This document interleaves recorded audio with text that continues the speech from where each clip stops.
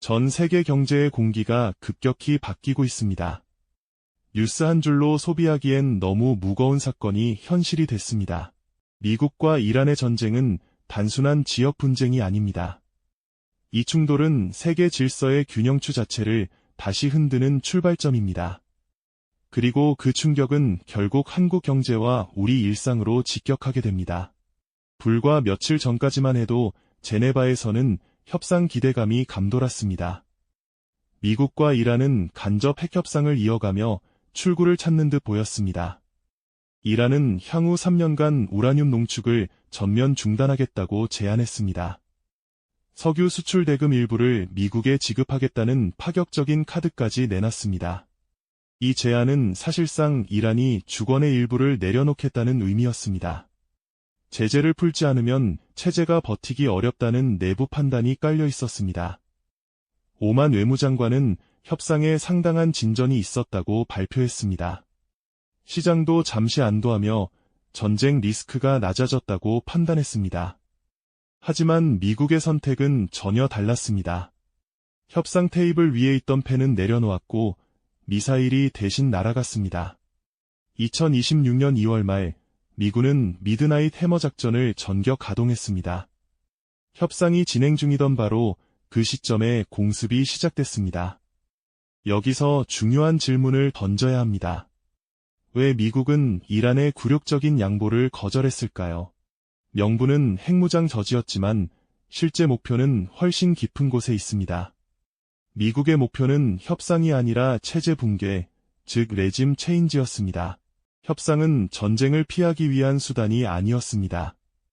오히려 전쟁을 정당화하기 위한 마지막 명분 쌓기였습니다. 미국은 이미 전쟁 이후의 중동 질서를 그리고 있었습니다. 이란 정권이 무너진 뒤의 시나리오까지 계산된 선택이었습니다. 현재 중동에 집결한 미군 전력은 이라크 전쟁 이후 최대 수준입니다. 전 세계에 투사 가능한 미 해군과 공군의 절반 가까이가 배치됐습니다.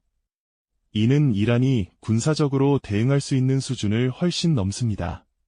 경고가 아니라 압살을 전제로 한 배치라고 봐야 합니다. 이란은 중국과 러시아산 방공 시스템을 믿어왔습니다. 장거리 미사일과 레이더망으로 방어할 수 있다고 판단했습니다. 하지만 미군의 스텔스 전력과 전자전 앞에서는 무력했습니다. 방공망은 무력화됐고 핵심 지휘시설은 정확히 타격됐습니다. 특히 주목할 부분은 미 특수부대의 전진 배치입니다. 델타포스는 이미 이란 인접 국가에 배치돼 있습니다. 테헤란까지 수백 킬로미터 거리, 30분 내 진입 가능한 위치입니다.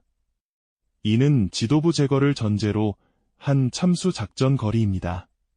미국은 제한적 응징 단계를 건너뛰었습니다.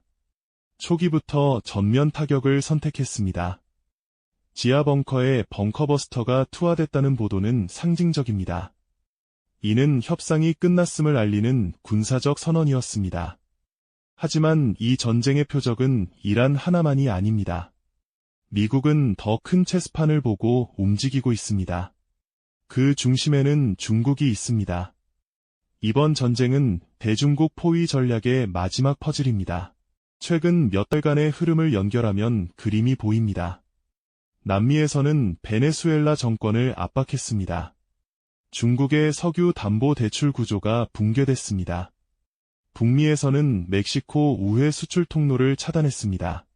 그리고 이제 중동입니다. 중국이 의존해온 이란산 할인 원유가 차단될 위기입니다. 중국은 하루 100만 배럴이 넘는 이란산 원유를 싸게 들여왔습니다. 이 통로가 막히면 중국 경제는 심각한 타격을 받게 됩니다. 이란 내부도 이미 흔들리고 있습니다. 공습 직후 지도부 도주설이 빠르게 확산됐습니다. 엘리트 계층은 암호화폐를 통해 자산을 해외로 빼돌렸습니다. 서민들은 폭등한 물가와 환율 속에 방치돼 있습니다. 이 모순은 결국 내부 분열로 이어지고 있습니다. 대학생과 청년층을 중심으로 반정부 움직임이 커지고 있습니다. 정규군과 혁명수비대의 갈등도 수면 위로 드러났습니다.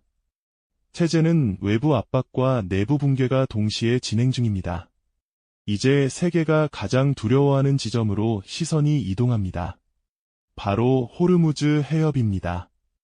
전 세계 원유의 30%가 지나는 단 하나의 급소입니다. 그리고 한국 경제의 생명선이기도 합니다. 호르무즈 해협은 지도로 보면 아주 작은 통로입니다. 하지만 이 좁은 바닷길에 전 세계 원유 물동량의 30%가 걸려 있습니다. 문제는 대형 유조선이 실제로 지날 수 있는 항로가 더 좁다는 점입니다. 이곳이 막히는 순간 세계 경제의 혈관이 동시에 눌립니다. 한국은 특히 취약합니다. 우리가 수입하는 원유의 약 70%가 이 해협을 통과합니다. 대체 항로는 사실상 없습니다. 이 말은 호르무즈가 흔들리면 한국 경제는 즉각 반응한다는 뜻입니다. 시나리오는 이미 여러 단계로 계산되고 있습니다. 이란이 단순히 검문을 강화해도 유가는 빠르게 오릅니다. 운송이 지연되는 것만으로도 배럴당 90달러를 넘길 수 있습니다. 시장은 공포에 먼저 반응하기 때문입니다. 다음 단계는 더 위험합니다. 이란이 후티 반군이나 대리 세력을 통해 주변 유전을 타격할 경우입니다. 이때 유가는 110달러에서 120달러를 향하게 됩니다. 보험료와 운송비가 동시에 폭등합니다. 최악의 시나리오는 해협 봉쇄입니다. 길의 설치나 미사일 위협만으로도 통행은 사실상 중단됩니다. 이 경우 유가는 130달러를 넘어설 수 있습니다. 이는 단순한 고유가가 아니라 시스템 붕괴의 신호입니다. 유가가 오르면 물가는 즉각 반응합니다. 휘발유 가격만 오르는 게 아닙니다. 물류비 전반이 상승하고 식료품과 공산품 가격이 연쇄적으로 뛰어오릅니다. 서민 체감 물가는 통계보다 훨씬 빠르게 악화됩니다. 여기서 문제가 하나 더 겹칩니다. 물가가 오르면 금리는 내릴 수 없습니다. 한국은행은 금리 인하 카드가 사라집니다. 오히려 추가 긴축 압박에 놓일 가능성이 커집니다.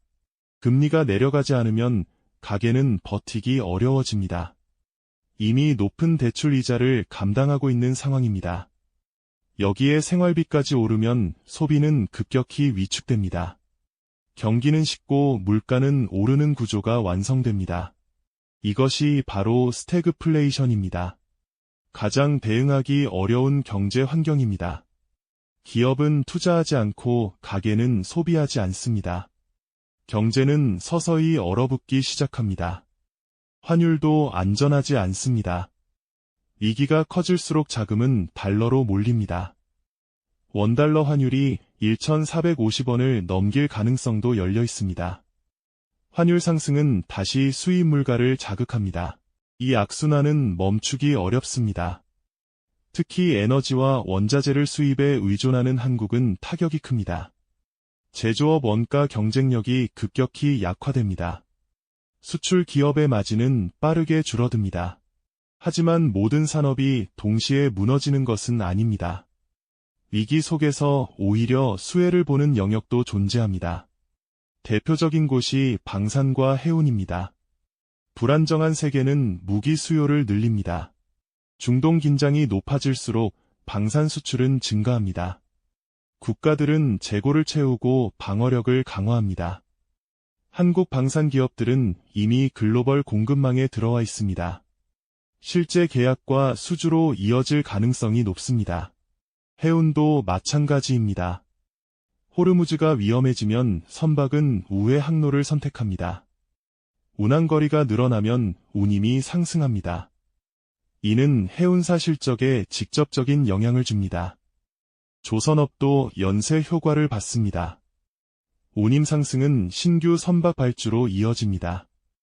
특히 대형 유조선과 LNG선 수요가 늘어납니다. 위기는 새로운 주문을 만들어냅니다. 그렇다면 개인은 무엇을 해야 할까요?